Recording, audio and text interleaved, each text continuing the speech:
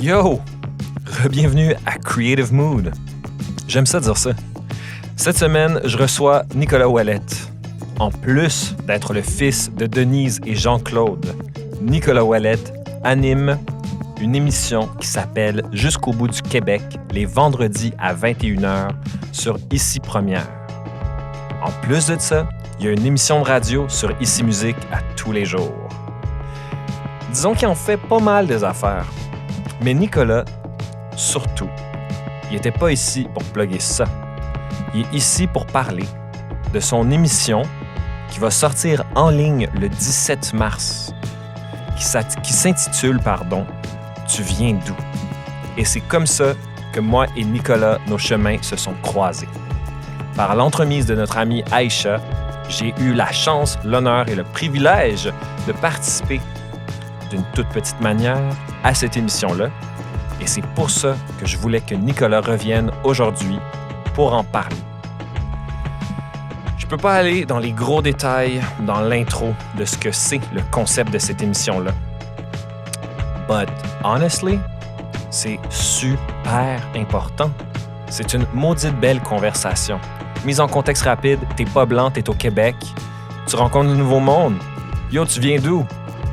Je viens de Villeray. Non, mais tu viens d'où? Ah, OK, ouais, right, je suis différent. Fuck, j'avoue. Puis, il y a personne dans la vie qui veut être différent, gang. C'est pas mal intentionné, c'est juste une belle conversation. Puis, plus que ça, ça relate tout à sa vie, à ce gars-là, cette émission-là. Tu viens d'où? Le 17 mars, dans la section Vero.tv de Tout.tv. On va en parler plus, je veux pas tout dire dans l'intro. Mais Nicolas, man, il est super sweet. Il est tellement articulé, mon Dieu, puts me to shame. But that's another thing. Il a vraiment un beau parcours, une belle histoire, man. Son énergie, moi, je suis tout de suite attiré vers ça, no doubt. Donc, merci beaucoup, Nicolas, d'être venu aujourd'hui. Honnêtement, big pleasure. Tu es le bienvenu de revenir anytime. Et merci, Aïcha, bien sûr, pour la connex. OK, that's done. Je veux vous parler aussi, évidemment, il y a l'émission à CISM, ça va bien, on aime ça. Je veux vous laisser savoir que cette année, je prépare des concerts et que je prépare mon tout premier album pour Mood Boards qui va s'intituler Foundations. J'ai à peu près une douzaine de chansons qui vont raconter mon histoire, man. So stay tuned. J'ai plein de belles choses qui s'en viennent avec ça. J'y mets tout mon cœur, man, tout mon amour. Follow me on Instagram, Moodboards Music. Et n'oubliez pas de vous abonner à la chaîne sur laquelle vous écoutez ce podcast. Ça fait toute la différence. Voilà. Je vous laisse avec mon entretien avec le beau gosse, Nicolas Ouellette. Wow, minute! Avant qu'on embarque sur l'épisode d'aujourd'hui, j'aimerais prendre un moment pour vous parler de notre sponsor, la boutique Audiophonie. Audiophonie, c'est une boutique de vente et réparation d'équipements audio. On parle ici de tables tournantes, de speakers et d'amplis. C'est pas compliqué, ces gens-là sont autorisés par les plus grandes marques pour faire toutes sortes de réparations sur votre équipement. Ce sont des gens qualifiés. Ils offrent maintenant un service de ramassage à domicile et ils font même des estimations pour vous au téléphone. De plus, ils garantissent leur réparation 90 jours. C'est pas rien ça, gang. Je le répète, ils vendent et ils font la réparation d'équipements audio. La boutique Audiophonie est située au 5971 rue Saint-Hubert, sur notre charmante plaza. Vous n'avez qu'à sortir au métro Beaubien, gang, ou au métro Rosemont. C'est facile de même. La boutique Audiophonie au 5971 Saint-Hubert. Audiophonie.ca ou audiophonie@live.ca. Profitez-en donc pour aller les suivre sur Instagram, Audiophonie. C'est pas compliqué. Ces gens-là sont qualifiés, c'est des gens de cœur. Et je termine en vous disant que si vous mentionnez le podcast Creative Mood, vous recevez un rabais de 10% sur votre facture. Pas le temps de niaiser, les gars.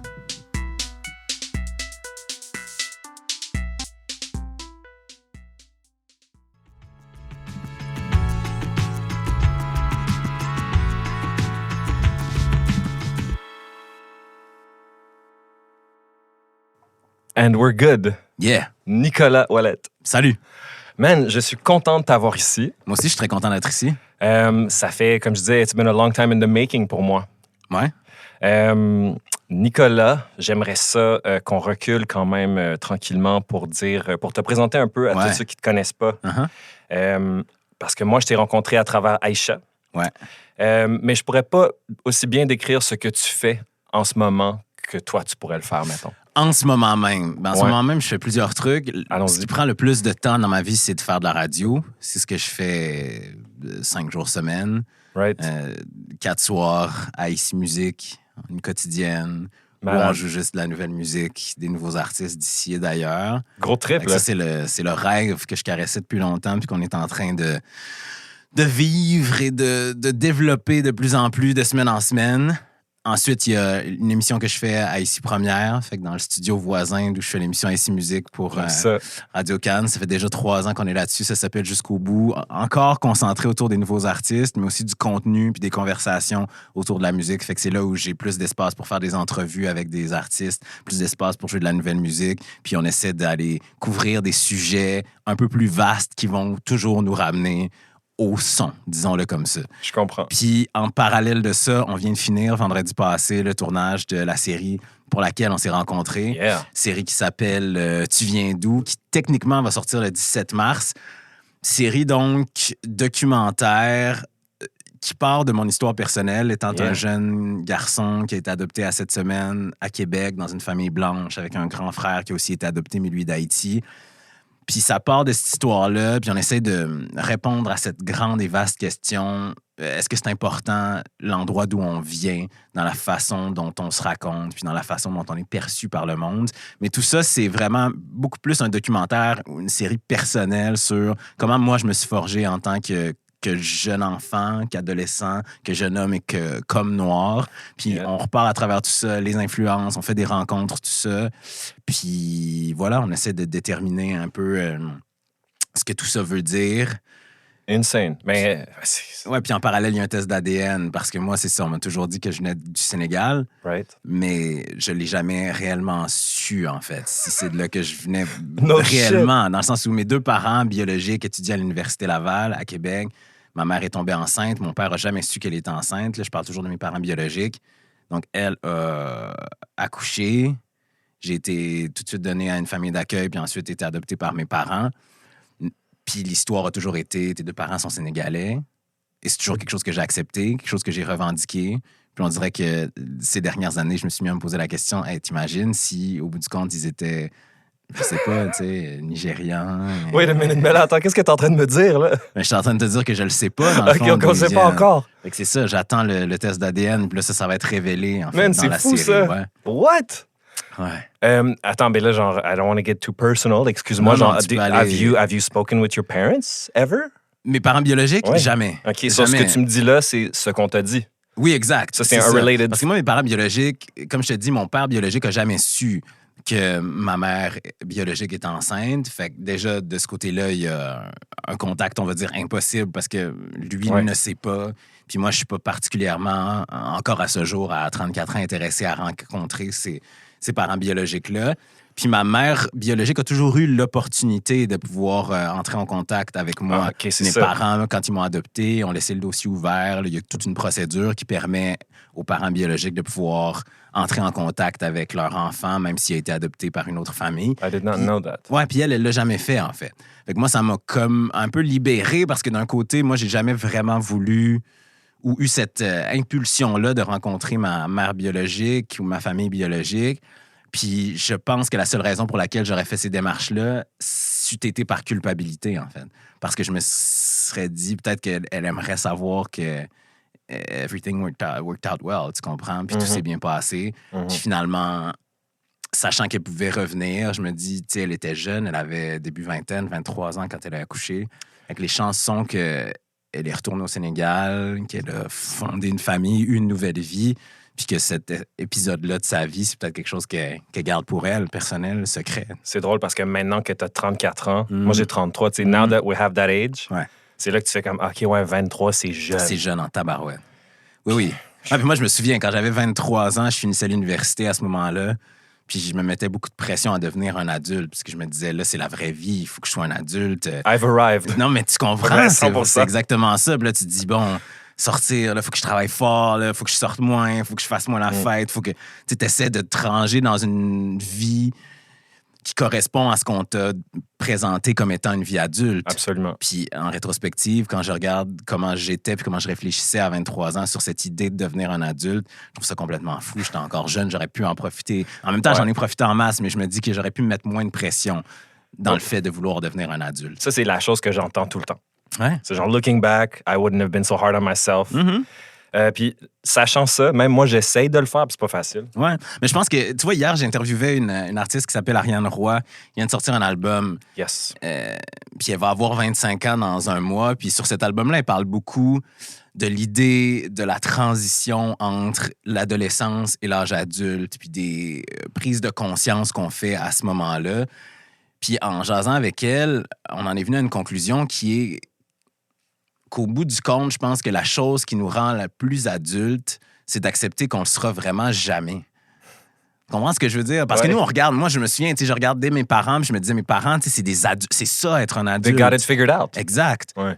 Puis au bout du compte, tu vieillis, puis là, tu repenses à des moments, tu as des conversations avec tes parents sur des moments clés de ta jeunesse ou des conversations que vous avez eues ou des moments où tu as l'impression qu'ils étaient vraiment décisifs. Puis au bout du compte, tu leur parles, puis tu fais, ah, mais dans le fond, vous étiez en train de... You were figuring it out. Exact. Vous étiez Ouais. en train d'essayer quelque chose à chaque étape. Vous le saviez pas. C'est juste qu'à un moment donné, il faut que quelqu'un prenne les décisions. Fait que donc, vous les preniez. Ouais, c'est Mais- vrai. C'est moi, tu vois, en thérapie l'été dernier, elle me disait genre, tu sais, you're holding your father à Un standard, standard qui est trop que- élevé. Ouais, c'est Ben ça. oui. Puis tu sais, ça m'a tout mis ça en perspective. C'est tellement vrai.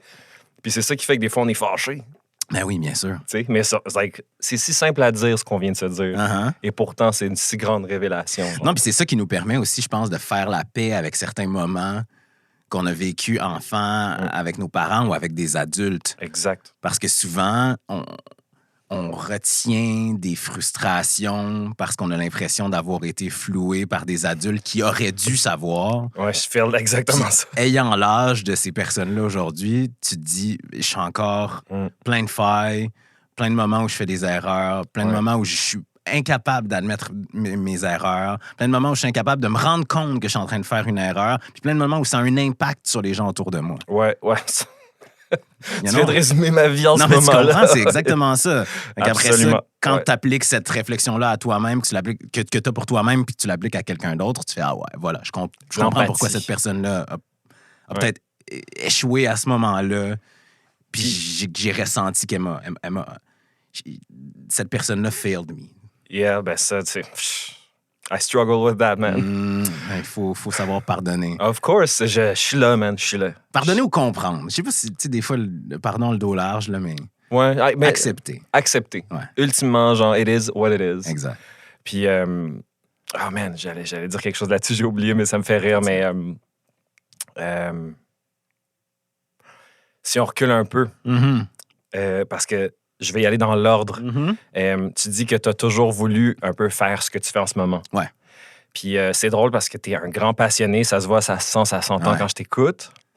And je suis toujours un peu curieux pour les gens qui sont en culture, Ouais. that basically make a life around it. Ouais. Tu fais pas de la musique, toi? Non, je fais pas de la musique. J'ai fait de la musique quand j'étais plus jeune. Ok. J'ai joué du piano, Ok. j'ai joué de la guitare, j'ai fait du chant classique quand j'étais adolescent. What?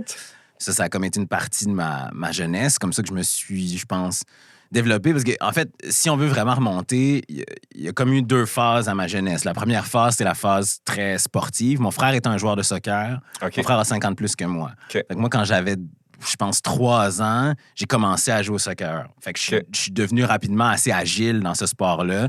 Et c'est devenu un sport qui m'a vraiment beaucoup passionné. Fait que de ces 3 ans-là jusqu'à mes 14-15 ans, ma vie ne tournait à peu près qu'autour du soccer puis de l'école. Puis la vie de mes parents aussi, au bout du compte.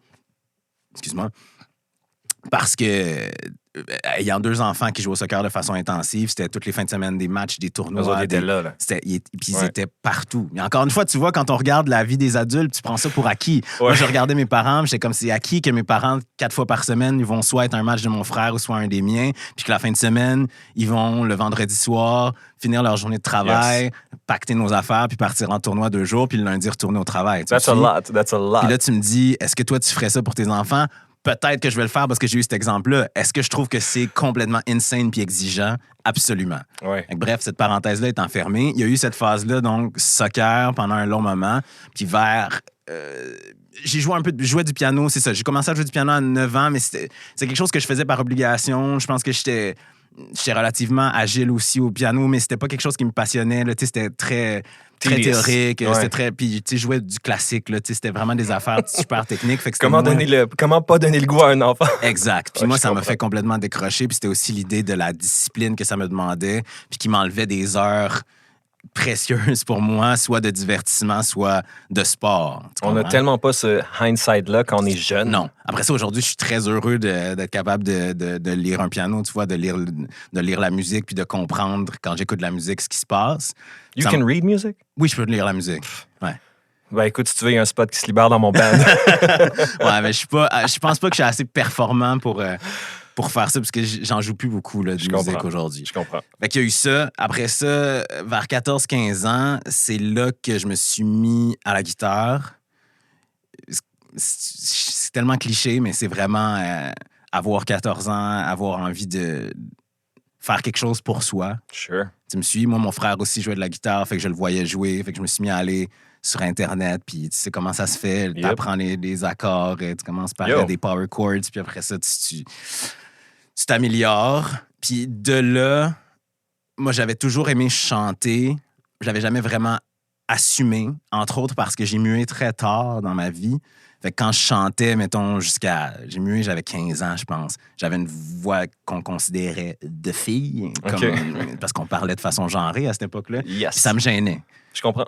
Et donc, à ce moment-là, j'ai comme accepté que j'aimais chanter, tout ça. Puis avec la guitare, on dirait que c'était moins dur.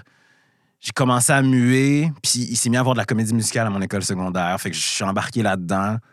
Puis ça a comme ouvert un autre pan de ma vie. J'ai toujours aimé, j'ai toujours fait du théâtre, des trucs comme ça en parallèle, mais on dirait que, je sais pas, ce moment-là à l'adolescence où tu fais je peux être un sportif, puis je peux aussi toucher à l'art, puis il y a personne qui va me juger pour ça. Yeah, c'est un environnement, là. Exact. Ouais. Fait que c'est devenu ça.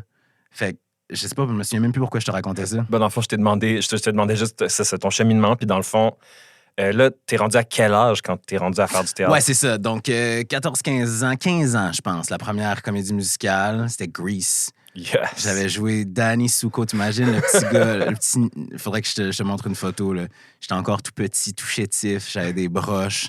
J'avais rien de ce personnage de mâle alpha. Chétif, j'adore ce mot-là. Mais c'est vraiment ça. Je comprends. J'avais rien de ça. Puis encore à ce jour, j'ai rien de... En tout cas, dans ma mentalité du mâle alpha, mais ça, c'est un autre dossier. Fait qu'il y a eu ça. Après ça, on a fait Moulin Rouge. Après ça, Notre-Dame de Paris. Puis là, c'est comme un peu... Des gros hits, là, vous autres. Des Là, gros tu les hits. enchaînes, mon gars. After hits, after hits. OK. Fait qu'on dirait que ça a comme... Il y a eu ça. Après ça, je me suis mis à faire de l'impro. Fait que bref, puis Wow. le soccer est resté dans ma vie, tu vois, mais c'est devenu une partie d'un tout plus que le centre ou le point de focalisation de ça à quoi je pensais quand j'avais envie de, je sais pas, me réconforter ou de savoir dans quoi je me valorisais. Tu sais. Ça a comme ouvert mes horizons. Puis tu disais, c'est ça, ça a commencé jeune. Fait que... Parce que les choses s'entremêlent. Ben, là, let's go, mon gars, on prend notre temps et on raconte J'ai ça. commencé là. à faire de la radio aussi à peu près à cette époque-là, à 14 ans. Parce que quand j'avais 12 ans, au primaire, Yes. j'ai fait un concours oratoire. Il y avait un animateur de radio à ce moment-là qui était juge sur ce concours oratoire-là, qui m'a vu faire mon texte, qui m'a dit « Hey, on dirait que tu pourrais être intéressé par l'idée de faire de la radio. Mais tu sais, t'as 12 ans, en 6e année du primaire, la radio joue tout le temps chez nous, mais c'est quelque chose de très... It's a concept qui est un peu éloigné. genre. Exact. Je comprends. Fait que ça a pris presque 2 ans avant que je donne suite à cette invitation-là. Il m'avait laissé sa carte, Ouais, Michel mais tu vois, Lamarche. there you go. Charlotte Michel Lamarche, Ben man. ouais, shout out. Tu vois, c'est cool que tu t'en rappelles, because it really indicates that was a moment. Ah, mais cet homme-là est resté très, très, très important dans ma vie, là, encore à ce jour. OK. Donc, je lui ai réécrit quand j'avais 14-15 ans, sachant pas trop pourquoi, en me disant, je vais y aller, puis on verra. Mm-hmm. Puis ça a été un coup de cœur pour moi. L'idée de faire de la radio, l'idée d'avoir un micro, l'idée d'avoir une tribune. Puis l'idée aussi d'être en contact avec des adultes professionnels qui sont pas tes parents, qui sont pas tes profs, puis qui sont bienveillants, qui veulent que tu réussisses. Puis Michel, ça a été ça, en fait, toute mon adolescence, puis le début de mon âge adulte, quand je commençais à faire ce métier-là. Ça a été une personne qui m'a permis d'avoir accès à plusieurs opportunités. Je dis Michel, mais après ça a été son équipe, là, sa réalisatrice, Andréane Paris, que j'aime beaucoup. Fait que, It takes a village. It takes a village à 100%. Mais tu vois, depuis tantôt, tu me parles. First of all, avant d'aller là, tu as dit le mot magique, bienveillant. Mm-hmm. Of course. Ça, c'est genre la chose, tu sais. Puis je t'écoute parler depuis tantôt, puis c'est cool comment, genre. Parce que veux pas, man, on le remarque, hein, tu dois clairement avoir fait ce parallèle-là aussi avec tous les gens avec qui tu parles. C'est l'encadrement, Mm-hmm. la stimulation Mm-hmm. et, quote-unquote, la permission. Complètement. Je pense qu'il faut... Tu dis, ça prend un village, puis ça prend un village, mais ça prend un village justement de gens bienveillants, puis ça prend un village de gens qui sont prêts aussi à, disons, contourner la façon établie de faire les choses pour correspondre à la personne qui est en face d'eux. Puis quand je te dis ça, je pense à plusieurs profs que j'ai eus au secondaire, entre autres, qui rapidement ont fait, bon, ce gars-là aime le sport, il aime les arts, peut-être moins un gars de sciences. Mm-hmm. Peut-être un gars qui a plus besoin d'aller voir du théâtre que de faire de l'algèbre. Yes. Ouais. Puis, That's a choice in itself. Exact. That's a C'est le huge- fun quand ton prof de français comprend ça. Moi, j'ai eu un prof de français, j'en parle tout le temps, Jocelyn Demers, qui était là, qui me motivait des périodes pour qu'on aille voir des pièces de théâtre. Mon meilleur ami et moi, qui est maintenant comédien, Wow. en secondaire 3, 4, avec les groupes plus vieux. Tu sais, Ça, c'est le fun quand ton prof de français comprend ça. C'est Mais c'est fou. le fun quand ton prof de maths comprend ça. Tu sais, quand ton prof de maths te dit, écoute, Mhm. c'est pas ta matière, Mhm. définitivement. Mhm. Puis entre toi puis moi, t'as peut-être juste 15, 16 ans, mais je pense qu'on est d'accord que c'est pas là-dessus que tu vas t'appuyer pour bâtir une carrière professionnelle dans le futur. Sure. Maintenant, ça reste quelque chose d'important dont tu as besoin dans ta vie. Fait que comment on peut trouver un terrain d'entente qui fait que moi, je suis satisfait de ce que tu m'offres, Mhm. toi, tu es satisfait, puis en fait, ça répond à ce que tu es capable de m'offrir, puis on s'arrange pour que le reste de l'espace soit consacré à ce qui te motive puis ce que tu as vraiment envie de faire dans la vie. Man, je souhaiterais ça à tout le monde. Of course. Wow, tu sais, c'est... Moi, pour être vraiment franc avec toi, puis c'est quelque chose que j'ai déjà discuté au podcast, là, tu sais, c'est genre, moi, that's where my anger comes from. Ah, You know, like, I've cried about this so many times in my life, genre, comme, à quel point j'ai été garoché. ouais. Puis qu'on m'a juste fucking rien donné, puis que moi, tout ce que j'ai toujours voulu, c'était exact, quote-unquote, ce que toi, t'as eu. Mhm. L'encouragement et la permission. Puis, tu sais, de faire, genre, hey, c'est un petit vite, lui, on devrait peut-être l'encadrer, tu sais. Oui, puis on s'en rend compte plus. Tu sais, moi, je m'en suis rendu compte bien plus tard. Là, Ben ouais, moi de ce avec, que of ça a course. représenté Of tu sais, pour course. moi dans ma vie. Parce que à ce moment-là, It's just what it is. On est trop jeune pour avoir ce genre de... exact. de- Puis il y a d'autres écueils, puis il y a d'autres situations. Non, c'est sûr qu'à cette époque-là, à cet âge-là, on focalise pas mal plus souvent sur. Bon, après ça, non, je pense que c'est une question de personnalité, mais on focalise. Moi, je focalisais plus sur les choses qui allaient mal que les choses qui allaient bien. Ou les choses, pas nécessairement les choses qui allaient mal, mais les choses qui pourraient aller mieux que les Mhm. choses qui allaient déjà bien. Moi, je pense qu'on fait encore ça aujourd'hui. Ouais, c'est un exercice. Moi, je le fais de moins en moins. Ouais. Mais ouais, c'est un vrai exercice. Ah, for Après sure. ça, c'est facile de le faire de moins en moins quand tu te mets à obtenir des choses que tu veux vraiment. C'est sûr. Expressing gratitude, it's all part of that. Like, Complètement. ouais, c'est sûr, man. On dirait que tu sais, c'est comme... tu vas juste commencer à méditer ou faire des exercices de respiration et manger mieux quand ça va pas bien. Ouais, c'est exact. Mais c'est parce que tu te rends à pas aller bien parce que tu fais pas ça. Bien sûr. Ouais, Ce qui est c'est dur, c'est de préserver cette discipline-là quand quand tout va bien. quand tout va bien. Ben oui, Ouais, 100%. quand Puis, ça roule. je trouve ça cool, puis je trouve ça toujours... I really want to get honest about this. Ouais. To do what you do, Ouais, il y a tellement de spectres de gens différents. ouais. Il y en a qui le font, parce qu'ils parlent bien. Mhm. Tu vois ce que je veux dire? Je sais. Qui font ton métier à la radio. Je comprends. Puis il y en a d'autres, en plus de parler bien, sont vraiment passionnés. Ouais. Tu sais? Puis moi, ce que je ressens chez toi, c'est ça, c'est cette passion-là, mais sincère. Parce que sometimes I feel it, it's like... puis, je ne pense pas à quelqu'un en particulier, mais tu sais, genre, Oui. quand je pense à toutes les vidéoclips YouTube que j'ai consommés ou toutes les choses que j'ai écoutées à la télé ou à la radio, sometimes it's like, yo, en ce moment, genre, t'es en train de parler d'un album ou d'un artiste, puis c'est genre, you just don't give a fuck. Ouais. C'est... C'est parce que communiquer une passion, ça demande beaucoup de travail, en fait. Puis je pense que il y a des gens qui sont prêts à le faire ou qui ont l'espace pour le faire, puis il y en a d'autres qui l'ont pas. Après ça, tu sais, moi, dans ma vie, je veux dire, j'ai que moi, puis ma blonde, là, de qui m'occuper. Tu sais, j'ai pas 5 enfants, j'ai pas un parent malade, j'ai pas une fratrie compliquée. Tu comprends? Ouais. J'ai de l'espace pour nourrir cette passion-là. Après ça, comme je te dis, ça demande beaucoup. Ça demande juste du travail puis de la rigueur. C'est vraiment juste ça. Parce que, tu sais, moi, étant un fan de musique, ce qui est pour moi différent d'être un mélomane, tu sais, moi, je suis un fan de musique, je suis un fan des artistes, je suis un fan de la démarche. Yes. J'aime parler de ça, j'aime parler des choses que j'aime, je déteste parler des choses que j'aime pas. Quand on m'invite en général à faire de la critique, je dis non parce que c'est pas quelque chose qui me sert personnellement. Puis je pense que dans l'ère dans laquelle on est, c'est pas nécessairement une chose qui est... Puis là, je vais me faire tirer des tomates, mais je pense pas que c'est une chose qui est encore si pertinente. It's okay to have opinions, man. Exact. Yeah, for c'est sure. ça. Ça, c'est mon opinion. Puis Hey. après ça, si les gens ne souscrivent pas, c'est une autre affaire. Fait que, donc... Ben, la critique, man, homie, like, for real. Like, moi, sometimes, I feel as though, yo, les gens... Moi, j'ai une opinion assez cut and dry about it. Genre, c'est comme... Tout le monde dit que les goûts, ça se discute pas. Ouais. And I'm like, that's bullshit. Genre, c'est une question d'éducation. Je parle pas d'éducation académique. Mm-hmm. Un exemple de ça, man, c'est la musique classique. Ouais. Le chant classique. Mm-hmm. Moi, je connaissais pas ça avant. Mm-hmm.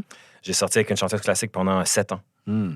Elle m'a fait mon éducation, Ouais. quote unquote. So, aujourd'hui, j'ai des repères, j'ai un vocabulaire, je peux en discuter Mm. et je peux donc avoir un esprit plus critique Ouais. quant à genre, oh, this is good and this is why this is good. Mhm. Blabli blue. Puis des fois, c'est que, moi, je feel juste que c'est que ton opinion critique, genre, c'est plus ton manque de... Ouais, ou c'est de l'opinion personnelle. Ça s'appuie pas sur rien. On est C'est d'accord. ça. C'est une question de goût personnel. Une question de goût personnel, puis c'est une question genre de comme, actually, je pense que t'es pas vraiment équipé pour avoir une opinion about it. Ouais, C'est juste que social media makes you think you should have an opinion about it. absolument. Mais c'est là que je m'en allais, en fait. Moi, mon plus grand travail, c'est d'apprendre à parler des choses qui me passionnent, puis d'essayer de les rendre digestes pour les gens à qui je veux les communiquer, puis d'être capable de donner du contexte autour de ce que j'aime pour ouvrir des valves puis élargir le conduit entre l'œuvre, l'artiste puis la personne. T'sais, moi, c'est toujours comme ça que je me suis vu. Je pense que pour l'éternité, ou en tout cas l'entièreté de ma carrière, c'est ce que je vais toujours essayer de conserver. C'est que moi, je suis juste un intermédiaire entre deux personnes plus importantes que moi, c'est-à-dire l'artiste puis le public. Je suis même pas nécessairement obligé d'être là, si ce n'est que le public qui est à ma gauche Ben, tu aurait joues peut-être pas eu accès à cette compréhension ou à cette œuvre-là si j'avais pas été là pour faire la curation de ce truc. C'est super important, ça. Puis c'est là que j'en viens à dire que des fois, il y a du monde, they have such an amazing responsibility. Tu sais, moi, j'ai été programmateur musical chez Stingray pendant 7 ans. Mhm. Je programmais l'app mobile, Mhm. le contenu de l'app mobile, Mhm. le curation of it. Ouais. Puis justement, tu sais, moi, j'avais pas une tribune comme la tienne, mais same kind of power. Ouais. Tu sais, c'est tellement important. Puis des fois, je trouve qu'il y a du monde qui ont tellement des belles positions. Mm. Je suis comme, yo, t'es en train de chier sur le truc, le live, là. Genre, Je pense qu'il faut jamais oublier cet énorme privilège que c'est que d'avoir un micro dans la face puis d'être payé pour parler. c'est sûr et certain. Ouais. Tu sais, moi, chaque jour, quand j'arrive à Radio-Can, particulièrement dans le nouveau building ici à Montréal, puis que je vois le logo, puis que je me dis, c'est le lieu où je vais travailler. Puis quand le micro est à on, les ondes hertziennes font que ça se rend partout Ouais. dans les communautés francophones au pays. C'est fou. Qu'importe le nombre de gens qui sont branchés, il faut toujours reconnaître le privilège puis prendre soin de cette tribune puis de ce privilège-là. Parce que du moment où tu l'oublies, du moment où tu le prends pour acquis, c'est là que la rigueur prend le bord, c'est là que ta pertinence commence à s'effriter. Ouais, c'est clair. Puis en même temps, c'est compliqué parce que at the same time, there's like this cult of personality. Ouais. Tu sais, puis là, on écoute. Puis à un moment donné, ouais, j'ai des commentaires d'à droite à gauche that like certain things I do and don't like certain things I do. Mm-hmm. Puis c'est comme dans le processus créatif d'écrire une tune, tu sais. Mm-hmm. C'est comme, OK, ben il faut que j'écoute, je suis curieux, je veux entendre ce que tu penses, mais en même temps, après ça, c'est genre, il faut avoir les reins solides et rester malléable malgré tout. Es-tu d'accord avec ça, genre? Ouais. En fait, je pense que faut rester très ouvert quand on parle de critiques ou de commentaires qui nous sont faits, mais je pense que d'un autre côté, il faut savoir aussi ce pourquoi on fait les choses. Il faut savoir ce qui est immuable dans ce qu'on fait ou qui est nécessaire à notre bonheur ou à notre art ou à notre artisanat. Moi, je pense que je suis un artisan. Des fois, je me fais dire des trucs, puis je comprends à 100% que toi, dans ta perception, les choses devraient se faire de façon X, Y, Z. Mais moi, c'est un choix personnel que j'ai fait de faire la chose Z, Y, X. The mindfulness of it. Parfois, Complètement. C'est ça. Des fois, voilà, c'est ce que j'essaie de dire. C'est like, ce que tu me demandes de changer ou que t'aimes pas, I've put so much thought into this. Exact. C'est un choix. Ta vérité n'est pas nécessairement universelle. Bien dit, ouais. Puis la mienne ne l'est pas non plus. Tu me suis? Ouais. Of course, c'est pour ça qu'il faut toujours rester comme humble. C'est exact. Comme, this is just an opinion. Après ça, dans une vie où on est dans une structure hiérarchique, c'est de là, en fait, que je pense viennent les plus grandes frustrations dans les gens qui font peut-être mon métier ou j'imagine d'autres métiers, mais je connais pas vraiment les contextes je sais pas, là, des bureaux d'avocats. Mais je pense que dans un contexte hiérarchique, quand tu as quelqu'un qui a une vision qui n'est que la sienne et qui n'est pas celle, je sais pas, d'une entité plus grande ou qui n'est pas informé, pour utiliser un anglicisme, par du feedback de ce que les gens aiment ou aiment pas ou qu'importe, puis qu'on t'impose cette vision-là, c'est là, je pense, que les frictions commencent dans les milieux professionnels. Parce que tu fais... Mais dans le fond, tu prends une décision puis tu imposes une façon de faire qui est basée exclusivement sur ton opinion. Puis moi, je dois souscrire à ça. Ouais. Mais il n'y a rien qui justifie que je souscrive à ça. Pourquoi je le ferais alors? Ouais. Tu me suis? Ouais, pourquoi j'ai pas cette liberté-là d'explorer le terrain? Puis au pire, si on se rend compte que ça marche pas, on backtrack. Mais après ça, c'est pas une situation dans laquelle je suis en ce moment. Zéro puis une barre, au contraire. Je suis dans un environnement à Ici Musique où on pousse beaucoup pour voir jusqu'où on peut aller dans notre façon de travailler. Puis ça, c'est encore une fois, énorme privilège. Moi, je pense, admettons, à ta situation. Je la connais pas vraiment dans ses particularités, mais juste, tu sais, j'ai une émission à Radio-Can. I almost feel nervous. Ah, je comprends. Tu sais, moi, genre, ce que j'aime, admettons, de mon podcast qui s'est maintenant transformé en show de radio sur CISM, c'est que, like, I feel no pressure. Je leur ai dit, tu sais, comme, eux autres aussi, CISM sont comme, tu sais, on aime ton émission pour ce qu'elle était, on veut ce que c'est, tu sais, on veut pas te changer. Et quand je dis changer, je parle, admettons, surtout de langage ou de propos. It makes me nervous. Je comprends. Puis, tu sais, après ça, c'est que je me connais. Je te connais pas, Nico, mais t'as de l'air vraiment plus posé. T'as de l'air plus in control of it. Like, moi, on dirait que... J'ai appris à canaliser toutes les formes d'énergie puis toutes les formes d'émotions que je peux ressentir. Tu sais, j'en ai vécu, j'en vis encore de la frustration ou de l'impatience par rapport à certaines choses qui j'ai l'impression qu'ils pourraient aller plus vite ou être faites différemment, plus rapidement. Mais à un moment donné, il faut comme comprendre que c'est un processus, tu sais. Yeah. Tu sais, comme les 76ers de l'époque, tu sais, you gotta trust the process, tu comprends? My man. Tu comprends ce que je veux dire? Faut faire confiance au processus, puis des fois, de prendre du recul, de laisser les choses évoluer d'une certaine façon, ça porte ses fruits. Plus que de faire... Moi, je pense que c'est comme ça qu'il faut faire les choses, d'entrer en conflit avec la personne, d'aller tellement loin que la personne va faire « Ben oui, c'est bon, fais-le », puis là, de le faire, mais de t'être auto-imposer une pression supplémentaire pour que ça fonctionne, puis que finalement, l'exécution soit pas réussie. Yeah, because then you gotta deliver. Exact. Prends le temps.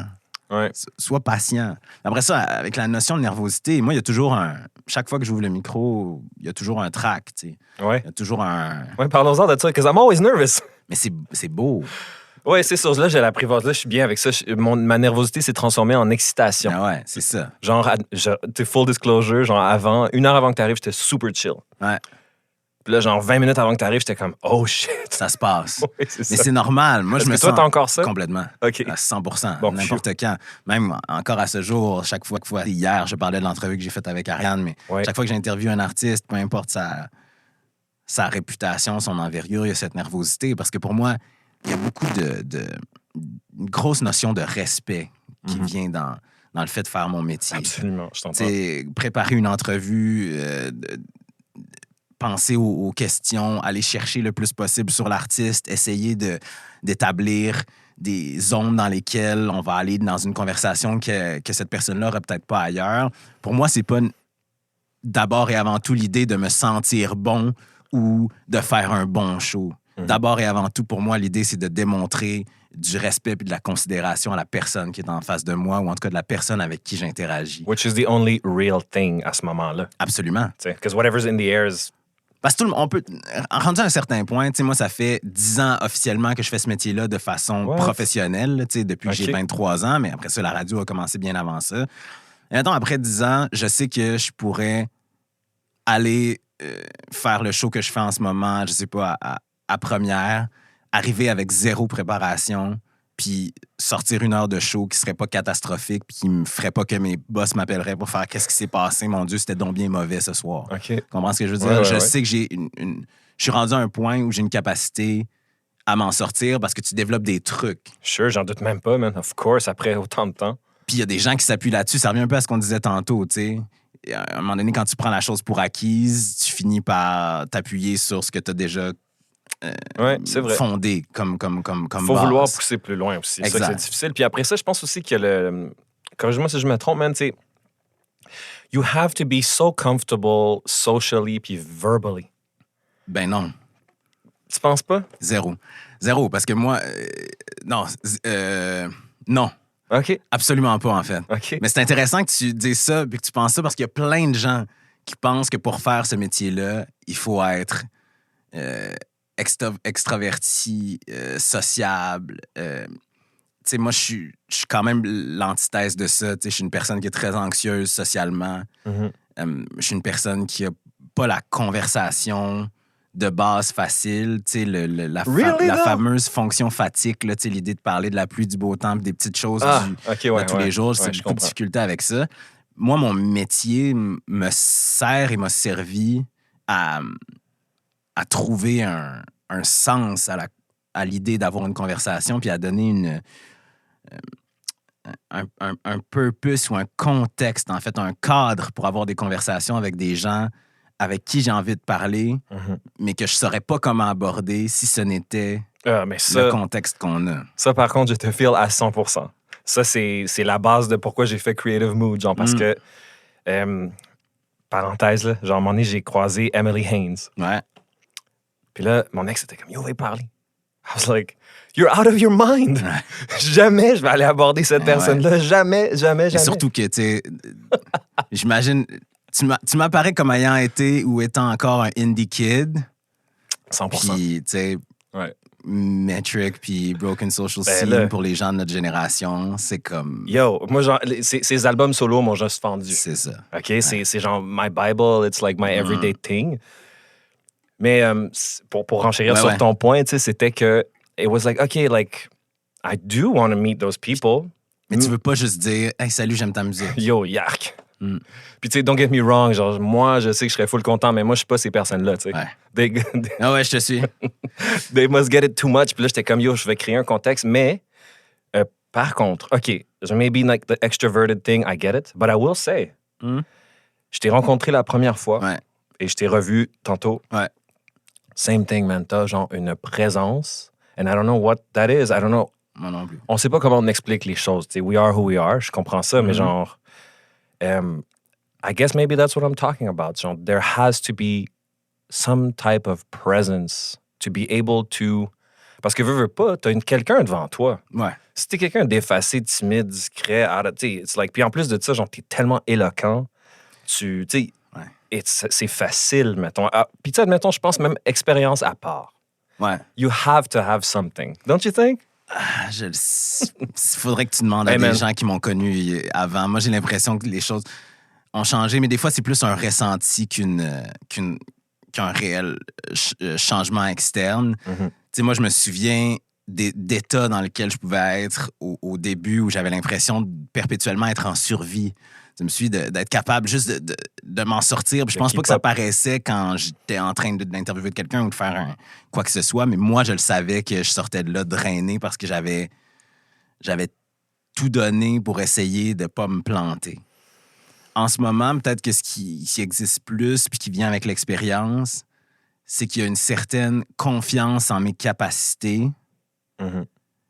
puis une envie qui est beaucoup moins tournée vers moi puis beaucoup plus tournée vers l'autre. Parce qu'on ne sera pas de cachette. Là. Quand j'ai commencé à faire ce métier-là, moi, je m'imaginais un peu avoir une carrière comme celle que j'ai en ce moment.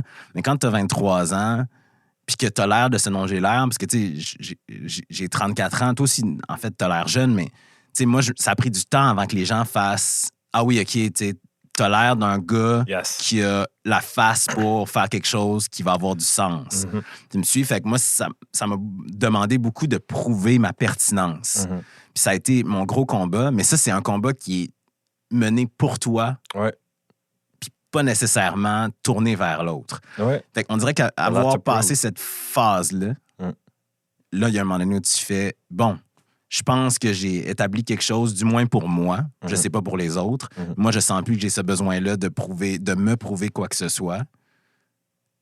J'ai toujours besoin de me prouver quoi que ce soit, mais ça sera pas le centre de ma démarche. C'est pas le même challenge que quand t'as 23 ans. Of course. Je vais me tourner vers le monde. Ouais. Fait que c'est peut-être ça aussi qui fait que j'ai vraiment une envie, dans le contexte professionnel, même personnel, de connecter avec les gens puis d'aller rapidement en dessous de l'affaire en surface qui est facile de vivre, mais qu'on a un peu qu'on a perdu, tu sais, dans les 2 dernières années. Puis moi, ça m'a fait bien plaisir, pour être bien honnête. Tu sais. Oui, je comprends. J'ai eu des conversations beaucoup plus senties avec beaucoup plus de gens. Ah ouais, les gens ont soif. Proche, mais ouais. Ouais, ça, c'est sûr. C'est drôle, Nico, je t'écoute depuis tantôt. I relate to you so much. C'est tellement drôle. Ben, les réalisations, les choses, tu sais, pas nécessairement ton cheminement, mais les réalisations. Ouais, mais on est à cet âge-là aussi. Mais c'est ça, tu vois, en fait, ce que je trouve drôle, c'est que j'ai aucunement ton expérience.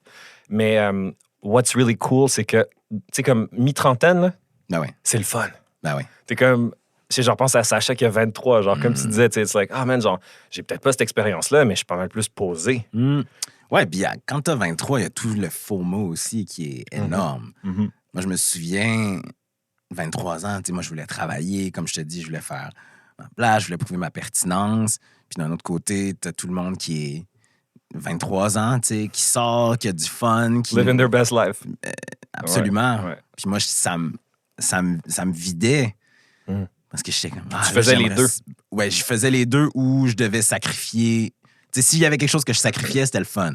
Ouais, je comprends. Fait que tu sacrifies le fun, puis là, tu le sais que t'es en train de passer à côté de belles affaires de ta jeunesse, puis tu sais que tes amis sont en train de se forger des souvenirs, puis toi, t'es chez vous en train de faire de la recherche pour préparer une affaire dont aujourd'hui, je serais comme au bord, mon gars.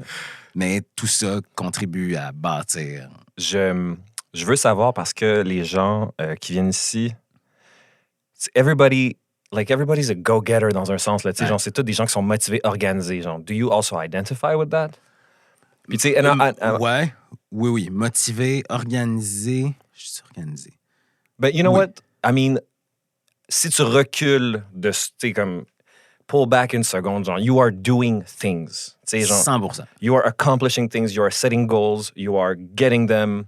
Ça, là, c'est un mindset, c'est une attitude, c'est juste, on dirait, un choix. C'est comme une décision, puis j'en parle au podcast, puis c'est du feedback que j'ai souvent, genre que les gens veulent entendre ce genre de choses-là, tu sais. Parce que sometimes we are so in our heads, on se joue des tours, on se met des bâtons dans les roues, puis genre, je veux juste comme en parler plus simplement, genre. Tu sais, c'est tellement pas un concept alien, c'est juste des décisions. Ouais. Don't you think? Oui. je pense qu'il faut pas avoir peur de demander, j'allais dire de chasser ce dont on a envie. Il faut pas avoir peur que ça fonctionne pas ou que les demandes restent lettres mortes. Mortes dans le sens où, tu sais, moi, je me souviens très jeune, tu sais, 17-18 ans, envoyer des courriels à des gens avec qui je voulais travailler, des gens que je voulais interviewer, puis tout ça. Et le pourcentage de messages auxquels j'ai pas eu de réponse est quand même très, très, très, très, très élevé, là. Je comprends. Énorme. Mais, tu sais, il dit souvent, pour 10 projets pitchés, il y en a un qui va fonctionner. Pour 10 courriels envoyés, il y en a un qui va recevoir une réponse puis qui va peut-être mener à une autre opportunité. Mhm. Tu sais, moi, j'avais des envies, des objectifs qui n'étaient pas nécessairement clairs, mais je me disais, je vais écrire à Radio-Can, voir si on a la job, écrire à tel endroit si on une opportunité, machin. Puis après ça, tu vois si ça fonctionne ou pas, puis ces opportunités-là, elles vont te construire. Puis là, je me rends compte que ça m'a que c'est ça qui fait qu'aujourd'hui, je suis devenu la personne que je suis, mais le chemin aurait pu être différent, je pense. Après ça, dans la vie d'aujourd'hui, je pense que la chose la plus importante, c'est de se poser la question, c'est super cliché, là, mais c'est de se poser la question sur pourquoi on fait les choses, en fait. Mhm. C'est la Mindfulness. Ben ouais, mais... Purpose. Ouais, avoir que les choses que tu fais aient un sens. Mhm. Parce que... C'est un autre cliché, mais tu sais, être connu, c'est pas une job. Hey, 100%. Ben, tu vois, ce que tu viens de dire là, c'est une réflexion qui s'applique beaucoup à la pratique créative. Absolument. Okay, so I made this cool thing, whatever, this little riff, but what does it mean to me? Why should I finish this? Why should I put it out? Après ça, ton purpose, ça peut être de rejoindre le plus de gens possible Mais ça, à c'est travers correct. le vecteur de ta musique. Mhm. Parfait. Fais ça. Ouais, fais ça. Mais il faut se poser ces questions-là, je suis entièrement d'accord. Mais là, si tu fais ça, pourquoi tu veux rejoindre le plus de gens possible? Qu'est-ce que tu veux faire de cette notoriété-là? Ouais. Ou qu'est-ce que tu veux faire même de l'argent qui va revenir du fait d'avoir écrit Mhm. un méga giga super hit qui va jouer partout à la radio? Ouais, je t'entends. C'est quoi l'objectif? Puis, si on est capable de répondre à cette question-là, ça va. Moi, je juge personne qui sait pourquoi il fait les choses. Je vais des fois avoir plus de difficultés à interagir ou à comprendre des gens qui se bâtissent une carrière sur la simple idée d'être toujours de plus en plus vus et de plus en plus connus en faisant des choses qui, pour elles ou eux, n'ont pas nécessairement de sens. C'est super bien dit ce que tu viens de dire, man. I couldn't agree more. Moving on, man. Ouais. La raison du pourquoi tu es ici aujourd'hui. Yeah. Je sais qu'on pourrait for sure go on forever, but je voulais qu'on parle d'abord de tout ça parce que c'est tellement intéressant, le cheminement à ce niveau-là. Ton émission, je n'en sais pas grand-chose. Je vais te dire que une amie en commun m'a écrit pour me demander si je voulais participer à ça. Ouais. J'en savais pas grand-chose. C'était très mystérieux. Je savais pas c'était qui, quoi. J'ai reçu une liste de questions. Ouais. So I thought that was really cool. Fait que j'ai essayé du mieux que je pouvais de répondre à ça. Puis là, je veux juste dire aux auditeurs, t'es arrivé ici avec une équipe vidéo. Ouais. Là, les gens, je me suis littéralement senti comme un enfant. C'était super intimidant parce que tu te fais prendre en charge. Assieds-toi là, mets-toi là, pose-toi comme ça, fais ça. Est-ce que t'es correct, blablabla. Tu sais, moi, like, what? C'était pas tant la caméra qui me gênait, c'était comme... Le contexte. Mais littéralement, genre, je me faisais prendre physiquement. Ah ouais? Tu sais? Fait que là, je m'assois, puis là, ensuite, then you appeared, puis là, tu me poses des questions, and I remember... j'étais allé un peu fucking real. Il me semble que j'ai dit des Complètement. affaires. Puis j'étais cool avec ça, puis après ça, j'étais comme, man, genre, I don't know him. I don't know what's going on. Moi, je regrette pas ce que j'ai dit.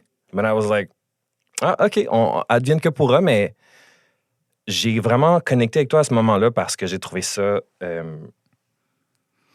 real, audacieux. C'est pas quelque chose que moi, j'entends souvent quand j'ouvre la télé ou la radio, là, ce concept-là. Donc, est-ce que tu voudrais en parler, s'il te plaît? Ouais. Allons-y. Pour te rassurer, premièrement, tous ces segments-là qu'on a tournés avec vous, finalement, je pense qu'on les a plus gardés. Puis je dis, mais c'est plus Myriam, là, qui est la réalisatrice, puis Alex, la monteuse, plus pour rapper la fin de toute notre histoire. Oh, ouais. Fait que je pense qu'au bout du compte, si c'est ce qui a été décidé finalement dans les versions finales de montage que même moi, j'ai pas encore vu, tout ça va avoir un sens, un grand sens parce que c'est la question qu'on pose tout le long de la série, sans en dire trop aux gens. Right. Donc, pour en revenir à ce processus-là, c'est comme une longue histoire, en fait, mais je vais essayer de la faire courte.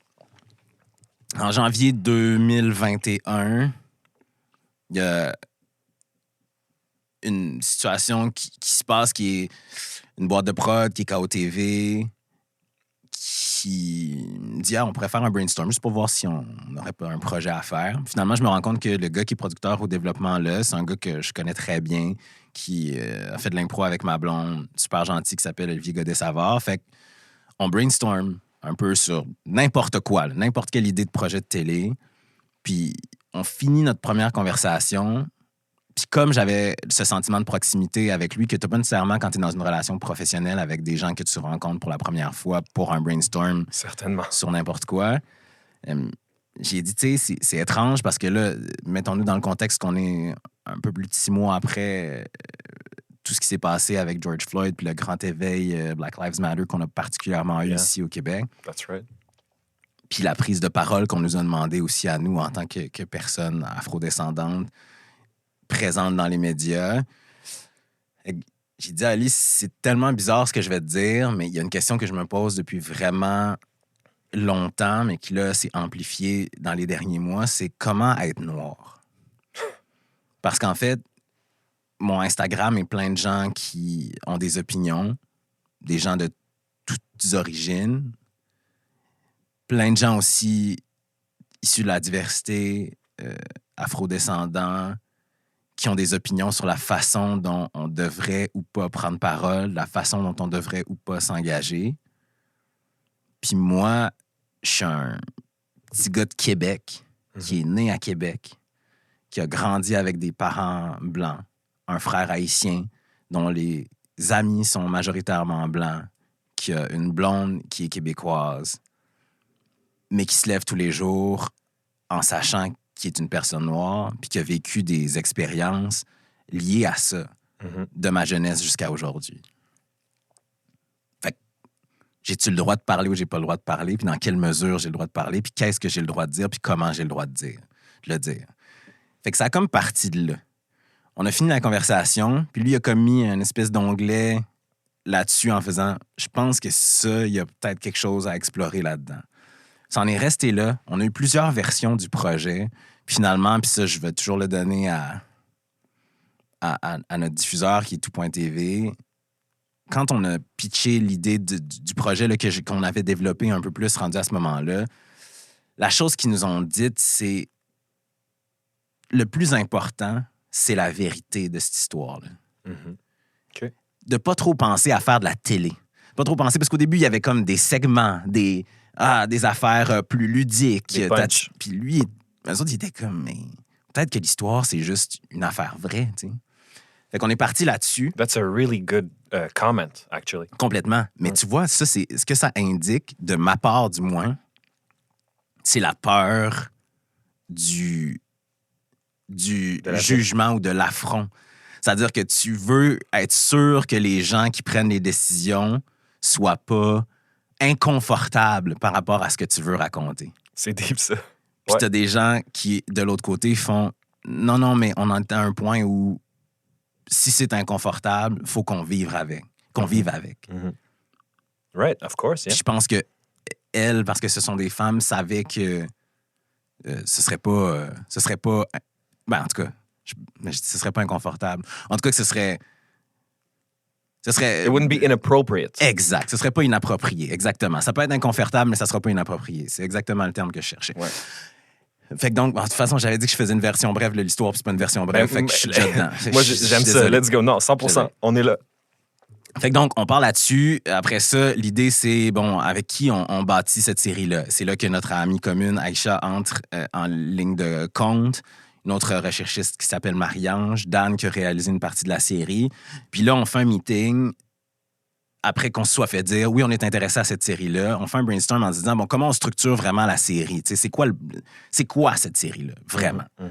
Puis moi, c'est la première fois que je faisais une rencontre dans ma vie professionnelle où des gens qui me ressemblent étaient en majorité dans l'appel Zoom. OK. Weird. Je sais que c'est bizarre dit comme ça, mais ça a mené à ce que je vais te dire dans 2 secondes. C'est qu'on jase. Moi, je parle un peu de mon histoire. Je parle de la prémisse de la série, tout ça. Puis à un moment donné, puis là, je sais pas à qui ça appartient, cet éveil-là, mais il y a quelqu'un qui fait... Tu sais quoi, moi, une affaire, on se fait tout le temps demander, tu viens d'où? Puis là, c'est là que je te dis que le fait que la majorité est importante, c'est que là, tout le monde qui n'est pas blanc fait « tellement bien. En fait, c'est pas l'idée de tu viens d'où, c'est l'idée non, mais tu viens d'où pour vrai? Parce qu'évidemment, on est tous Montréalais ou on vient de Québec ou. Fait on dit tous, moi, je viens de Sainte-Foy, moi, j'ai grandi dans Pierrefonds, moi, j'ai grandi dans. Tu comprends? Ouais, mais le monde est comme non, mais tu viens d'où? Ouais. Puis là, quand ça s'est sorti, on a fait, c'est ça. C'est exactement ça, la série. Yo, this whole thing blows my mind. Tu sais, là, des fois, on parle de genre des artistes, des créateurs, genre, qui mettent le doigt sur la chose. Puis c'est ça qu'on trouve brillant, right? Well, I gotta give it up, man. Genre, vous êtes brillant, gang. C'est pic. Vous avez touché le petit point sensible. Cette petite question-là. Ouais. Puis après ça, l'idée, c'était de retourner la question vers moi. Puis là, il faut que je fasse une parenthèse parce que moi, dans la vie, je suis une personne très privée. Mon intimité est importante. Je trouve ça important dans mon métier aussi que la lumière soit braquée sur les autres puis pas sur moi. C'est pour ça que j'aime particulièrement l'idée de faire des entrevues ou de parler de musique ou de pas être dans un contexte où je suis obligé de me livrer de façon personnelle parce que c'est pas quelque chose qui me rendait à l'aise. OK. Fait que donc, quand on est arrivé dans ce processus-là, il y avait quelque chose de très, très étranger à mes habitudes. Parce que là, soudainement, ce qu'on me demandait, c'est, faut que tu te poses la question à toi, faut que tu vois jusqu'où tu peux aller pour raconter une histoire en lien avec ce « tu viens d'où » là. Fait que donc, je ferme cette parenthèse-là, je retourne la question vers moi, puis je fais comme « tu viens d'où? » Je viens de Québec. En même temps, je suis une personne afrodescendante. Je viens du Sénégal, mais là, c'est là la question, c'est-tu vraiment vrai? Ça, c'est deep. Tu comprends? Je viens de toutes les expériences que j'ai vécues. Comment on raconte cette histoire-là, puis comment on fait pour que les gens puissent y trouver des ancrages. Puis au bout du compte, ce qu'on a fait, c'est qu'au départ, on s'est dit, c'est Aïcha qui a parlé de l'idée qu'elle avait fait un test d'ADN. Right. Puis j'ai fait, tu sais quoi, je vais en faire un. Ouais. Je vais en faire un, puis ça sera une trame du show. Je suis excité de tout ce que tu me dis, man. C'est le fun, Wow. tu sais. Puis au bout du compte, après ça, je veux pas que ça empêche les gens de regarder la série, mais le test d'ADN devient un prétexte à quelque chose de beaucoup plus, pour moi en tout cas, de beaucoup plus grand. Et beau, man. C'est beau tout ça, là, j'en reviens pas. Parce qu'au départ, l'idée de ce qu'on a fait, c'est, partons de mon enfance, qu'est-ce qui m'a forgé, puis comment on peut y associer du contenu. Puis la première chose, puis quand je te dis que je suis une personne privée, puis que ça m'a demandé beaucoup d'abnégation, c'est que la première chose qu'on m'a dite, c'est « Hey, on dirait qu'il faudrait que tes parents soient dans la série, tu sais. » Right, ouais. Moi, j'étais comme... Oh boy. Non, ça, c'est super personne. Mes parents, ils font pas de télé. Mes parents, ils ont 70 ans. J'ai pas envie qu'ils vivent ce stress-là. Puis est-ce qu'on est obligé d'aller là? Est-ce qu'on peut pas raconter l'histoire d'une autre façon? J'ai dormi là-dessus. Puis j'ai fait, je vais en parler avec mes parents. Puis on verra. Mes parents, étant les humains extraordinaires qu'ils sont, étaient comme, oui, quelle bonne idée. Parlons-en. Allons-y. Fait que là, va à Québec, tourne avec eux, machin, la conversation. Moi, j'ai découvert des papiers sur mon adoption que j'avais jamais vus. Fait que bref, tu me donnes des frissons, man. C'est fou. Fait que ça, c'était super. Puis là, après ça, je vais faire ça court, là, parce que vous regarderez la série. Mais, fait que, tu sais, c'est mes parents. Après ça, c'est Pierre-Yves Laure, qui vient du même quartier que moi à Québec, qui fait le même métier que moi, mais avec 10 ans de différence, avoir une conversation sur nos expériences de personnes adoptées. On est à la même école primaire, comment on a vécu. On est les deux dans des cercles, dans des univers où il y a beaucoup de gens blancs, en ayant cette personnalité cette personnalité, cette identité de personne adoptée. Fait que comment on vit avec ça. Après ça, il y a le sport. Fait que j'ai interviewé Lilian Thuram, qui était mon idole de jeunesse au soccer, l'international français, Bruni Surin, une danseuse de ballet qui s'appelle Tatiana Le Rebourg, qui est extraordinaire, qui est... qui est au Grand Ballet canadien, qui a 21 ans, qui est haïtienne, qui vient de Montréal-Nord, encore une fois dans un univers puis une discipline typiquement blanche, voir comment elle puis s'est intégrée dans sa génération. Souper avec Aïcha, Marie-Ange, Julio, mes collègues, où on parle de c'est quoi l'excellence noire, comment nous, on vit avec la performance, Boucard. Bref, c'est comme une longue série où chaque étape de ma vie puis de la façon dont je me suis développé nous amène à parler d'un sujet quelconque. On est venu juste ici, là, au-dessus d'où on est en ce moment, à la librairie Racine, parce qu'il fallait qu'on parle du fait qu'on passe dans un système d'éducation en tant que personne noire, où on nous parle de grands classiques de la littérature, où il n'y a pas d'auteur ou presque issu de la diversité, ou quand on est dans un cours de bio, le corps est blanc, ou quand on dessine, le crayon couleur peau est beige. Ouais. Comprends ce que je veux dire? C'est un peu tout ça qu'on explore dans la série. Puis à chaque fois que j'en parle, on dirait que je le résume mal, mais... Ah non, moi, je te garantis que les gens qui écoutent en ce moment, they understand very well. Puis pour moi, c'est ça. C'est vraiment un gros leap of faith, parce que c'est pas une histoire que tu peux raconter 2 fois. C'est vrai. Puis c'est la première fois que je fais quelque chose d'aussi personnel.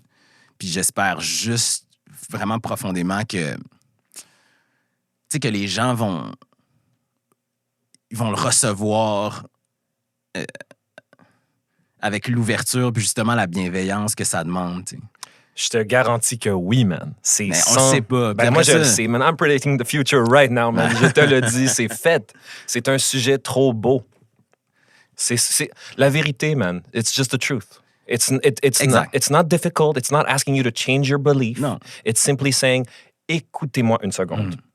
Quand tu approches les choses de cette manière-là dans la vie, hey, je te demande pas de changer, je te demande pas de dire que j'ai raison. Just listen. Ouais. Puis je suis pas en train de dire non plus autre chose que ce qui part de moi. Puis c'était très important pour moi que l'histoire reste, puis la prémisse de tout ce qu'on fait reste personnelle. Ouais. Puis je dis pour moi, là, mais on s'entend quand je dis pour moi, c'est moi étant l'équipe, là, tous les gens avec qui on a travaillé sur ce projet-là. Parce que votre vérité, exact, votre mandat. Je déteste les gens qui sont comme, oui, c'est mon émission. Au bout du compte, moi, je suis comme 7% de tout ce qui existe dans ce t'es le véhicule, man. Exact. Mais ce que je veux dire, c'est que c'est des décisions qu'on a prises en équipe puis auxquelles on a réfléchi en équipe. Mais l'idée, c'était vraiment ça, c'est de faire... Tu peux être d'accord ou pas, ou remettre en question les conversations qu'on a ou des choses qui vont être dites, mais au bout du compte, tu peux difficilement questionner la vérité parce que ce n'est que la mienne, sincèrement. Ce n'est que d'où je viens. Puis je me suis dit souvent aussi, il y a des chances que je regarde ce truc-là dans 10 ans, puis que les choses aient vraiment évolué, puis aient changé, puis que je sois plus ou moins d'accord avec des choses que j'ai dites ou que ma vision de la chose ait évolué, mais je suis prêt à ça. Tu sais, c'est vraiment un Polaroid où j'étais pendant les 6 mois où on a tourné la série, puis je le vis ainsi. Dude, c'est comme faire un album. Exactement. C'est la même chose. C'est 100% ça. En fait, tu te dis, là, t'as une vie pour faire un premier album, c'est exactement ça. C'est 100% ça. Voilà. Puis à un moment donné, c'est comme... faut que tu laisses aller. Absolument. Puis ça, c'est le creative process, baby. Exact. Absolument. Moi, c'est juste que la chance que j'ai... En fait, les artistes qui ont des producers puis des réalisateurs aussi, réalisatrices aussi, c'est que j'ai des gens extraordinaires avec un œil extérieur pour voir puis savoir qu'est-ce qui est pertinent et qu'est-ce qui l'est pas. C'est une aventure qui est magnifique, man. Comment dire? It goes back to what I was saying earlier. Des fois, il y a des gens qui ont des plateformes, man, c'est comme... tu pourrais tellement faire quelque chose de cool puis de real. Puis je te félicite, Nico, je te connais pas, man. Mais genre, I just want to be honest about my feelings. Genre, ça me touche. Puis je trouve ça beau, man. Puis je suis fier de toi. Puis je suis content, man, que tu fasses ça. It is important. Puis ça va être bien reçu, je te garantis. Puis anyways, man, pardon, c'est comme un album. Once it's out there... Ça appartient aux gens. Ça appartient aux gens. Puis de toute façon, man, le but, c'est que dans 10 ans, tu fasses un part 2. Puis tu revisites tout ça. Non, puis l'idée, c'était... c'était tellement encore une fois, de faire une démarche qui n'allait pas être faite pour la TV, mais qui allait être faite pour l'humain que je suis, puis que cette démarche-là qui est faite pour l'humain soit documentée. Puis moi, je l'ai dit souvent à l'extraordinaire Marc-Claude Blanchette, qui a été la directrice de production sur le projet, qui est une amie aussi. Puis on se parlait, puis je disais, tu sais, à quelque part, le show pourrait être de merde. Si moi, je sens qu'il y a eu un cheminement qui s'est fait, je suis désolé de le dire, mais je vais être heureux pareil. You're speaking like a real artist. C'est ça que c'est, mon gars. Là, en ce moment, je t'entends, c'est comme... prends conscience de ça. Puis tu le sais. Puis là, on vient de mettre le doigt dessus. Là. This is just the creative process of an artist, de l'être humain. On va tous être plus heureux si on apprend à accepter que les choses dans notre vie, ce sont des courants, des moments qu'on accumule, qu'on présente. Puis après ça, c'est d'accepter et de let go. Ouais. C'est la roue ultime. Puis après ça, c'est ça qui fait que tu fais ton next album, ton next docu, ton next émission. Tu sais, c'est... Il y a un truc qui m'a été dit pendant la série, une psychologue que j'ai rencontrée, où je sais pas de quoi on parlait, puis on parlait de l'idée de la quête identitaire, puis moi, j'étais comme, moi, je veux des réponses. Moi, ce que je veux à travers ce projet-là, c'est avoir des réponses. Je veux arriver au bout de ça, puis savoir des trucs. Puis là, elle me regardait avec un petit sourire en coin. Puis là, à un moment donné, j'ai fait, qu'est-ce qui se passe? Puis là, elle me dit, mais c'est un peu absurde, cette idée d'être dans une quête identitaire, puis de penser que... De parler d'absolutisme. Ouais. Exact. Ouais. Et t'es juste... La quête identitaire, c'est le début là, de ce que tu vis en ce moment. She knew better than you. Mais, oui, absolument. T'es comme... C'est rien, là, en ce moment. C'est 6 mois du reste de ta vie, en fait. Puis il y a des comme, oui, il y a des moments où ça va plus vite, puis d'autres moments où ça va moins vite, cette façon dont on évolue, puis dont on s'incarne dans notre identité. Mais ça va jamais arrêter. Puis en fait, ça m'a convaincu de tourner cette série-là, que c'est ce que je veux conserver puis préserver le plus dans ma vie, c'est de jamais arrêter de chercher. Parce que je pense que les gens qui deviennent... J'allais dire impertinent, peut-être moins intéressant, ou en tout cas desquels on s'éloigne en vieillissant, c'est les gens qui se sont cristallisés dans des... C'est pas contemplatif opinions. Le mot, c'est genre... Ouais, tu sais, c'est exactement comme tu as dit, le cristalliser. C'est ça, ils sont cristallisés dans des opinions ou dans une façon d'être qui fait que toi, tu continues d'avancer puis tu as l'impression que ces personnes-là restent au même endroit. Puis c'est pas mal. Moi, il y a des gens dans ma vie de qui j'ai été très proche qui, à un moment donné, ont atteint un niveau de satisfaction dans leur vie personnelle, professionnelle, familiale, puis qui ont fait... Puis dans leurs opinions, dans leur vue, leurs sentiments politiques, qui ont fait... Moi, moi, là, je suis bien. Je suis là. Je suis vraiment bien là. Mais ça, c'est là que tu réalises nous avons tous nos limites. Absolument. Puis moi, c'est ce qui a vraiment beaucoup calmé ma colère dans ma vie. C'est lorsque une de mes mamans adoptives m'a dit « On fait du mieux qu'on peut ». Ben ouais. Puis là, c'est ça, c'est ce que tu dis. Puis c'est vrai que... Là, je reviens toujours là-dessus, je suis fatigant, mais on est sur Creative Mood, guys. Ouais. Les artistes, c'est ça qui est toujours attirant de ces gens-là. Ils sont toujours en train d'évoluer. Du moins, ceux qui adhèrent à la pratique, là, tu sais, de constamment, genre, this new thing, this new way of thinking, this new tool, this new word. Puis moi, c'est ce que je respecte le plus des artistes. Ouais, moi aussi, man. Ouais. L'idée que quelqu'un va avoir fait quelque chose... Par exemple, parlons d'un exemple clair. Là. Parlons de Vincent Roberge, Les Louanges. Ouais. Pour moi, il sort un premier album en carrière, La nuit est une panthère, en 2018. C'est un inconnu ou à peu près. Ouais. L'album explose. Les gens capotent. Ouais. Les salles sont pleines. Les foules en festival sont massives. Il a touché à quelque chose en termes de conception musicale. Ouais. Il dort là-dessus. Il écrit un autre album. Il sort ça en janvier 2022. Puis il a poussé l'enveloppe à 100%. Ouais. Il y a à peu près rien de cet album-là qui est La nuit est une panthère 2. Mais si tu te concentres là, à 100%, tu fais... Ça, c'est un gars qui a pris les assises de ce qu'il a construit avec son premier album, qui s'est fait confiance, qui s'est autorisé l'idée d'aller au bout de ce dont il avait envie, puis qui a sorti quelque chose qui lui ressemble à 100%, qui est peut-être pas l'album auquel l'auditeur moyen ou l'auditrice moyen de La Nuit est une panthère s'attendait, mais qui est un album qui est 100% fidèle à ce qu'il est, à ce qu'il a envie de dire, à ce qu'il a vécu, puis à ce qui est musicalement son identité.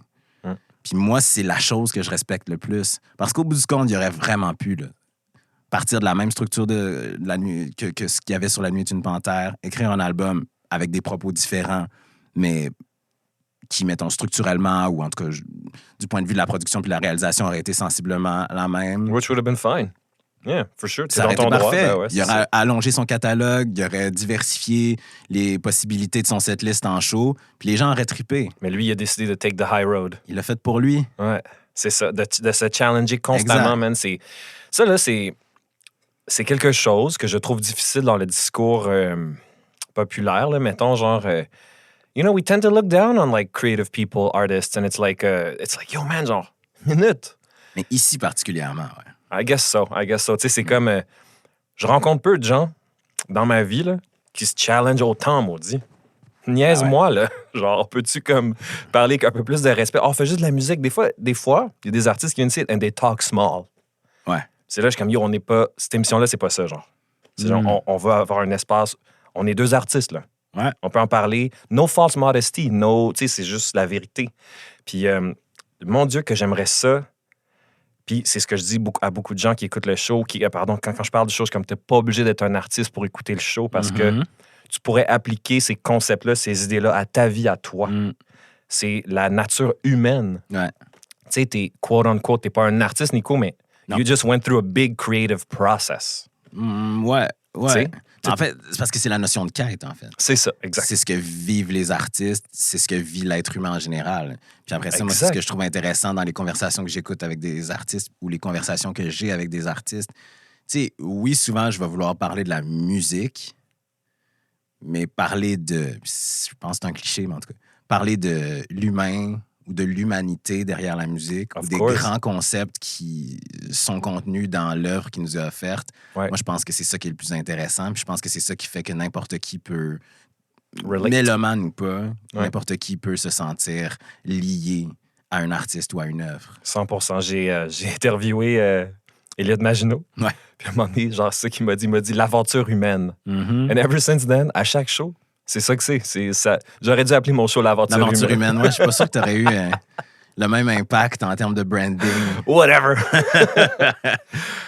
Nico, we could go on forever. Ouais. Mais je veux juste te dire merci, man. Ça me fait plaisir. Merci beaucoup, beaucoup d'avoir pris ton temps puis de venir faire ça. Je trouve que c'est vraiment important qu'on en parle. Ouais. Puis t'es un gars full intéressant, t'es full articulé, man. I really enjoy your energy.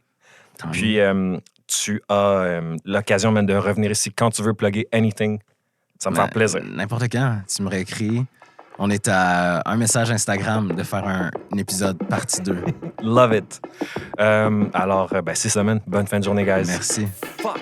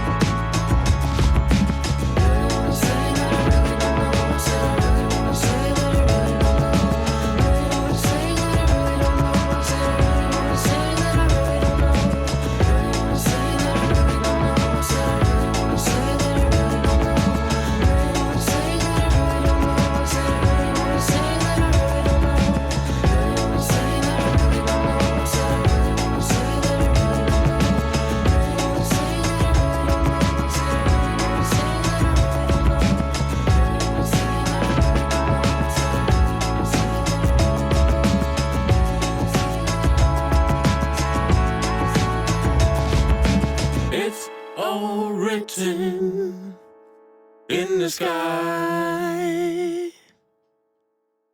We just gotta read it.